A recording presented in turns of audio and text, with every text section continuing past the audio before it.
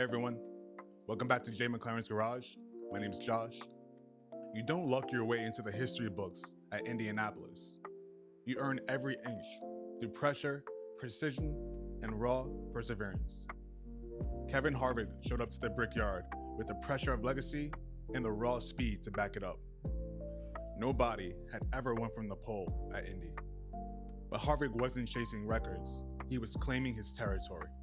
And when the dust settled in Gasoline Alley, the Yard of Bricks had a new name carved into his legend. This is the story of the 2003 Brickyard 400 at Indianapolis Motor Speedway.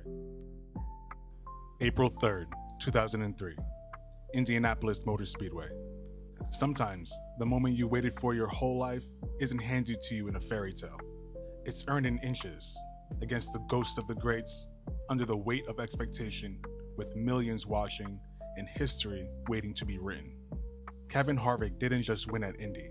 He broke through a wall that no one had ever climbed before. After securing the pole with a blazing lap, Harvick led the field to green with a chip on his shoulder. No driver had ever won the Brickyard 400 from pole position, but he wasn't interested in patterns. He was there to rewrite them. He led the opening 17 laps before a parade of contenders took their turns out front. Bill Elliott, Tony Stewart, Jeff Gordon, and Jimmy McMurray, who stunned the crowd by leading 22 laps as a rookie. Stewart, ever the hometown favorite, was dominant in the middle stretch, leading a race-high 60 laps before his strategy unraveled on pit lane late. That opened the door for Harvick, and he slammed it shut behind him. With 16 laps to go, the number 29 Chevrolet surged back to the lead. Clean air, steady hands, and no mistakes. He drove away from Matt Kenseth and Jimmy McMurray in the closing laps, crossing the Yard of Bricks with a 2.7 second margin in a permanent place in racing history.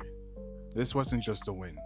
It was a career-defining, pressure-packed, all-eyes-on-you triumph on one of the most iconic stages in all of motorsports. For you, if you're feeling overlooked, like the odds are stacked, remember, greatness doesn't wait for perfect timing. Sometimes it only needs one shot and the guts to take it. So stay ready, be steady. When your name is called, make it unforgettable. I vaguely remember watching this race live.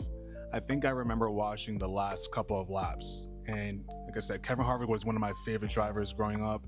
And at this point, he didn't really win a lot. It was kind of a struggle for the 29 car for a long time there. But seeing him break through at Indy was incredible. I was very excited. I remember being so excited seeing him come to the finish line. Like, I couldn't believe it.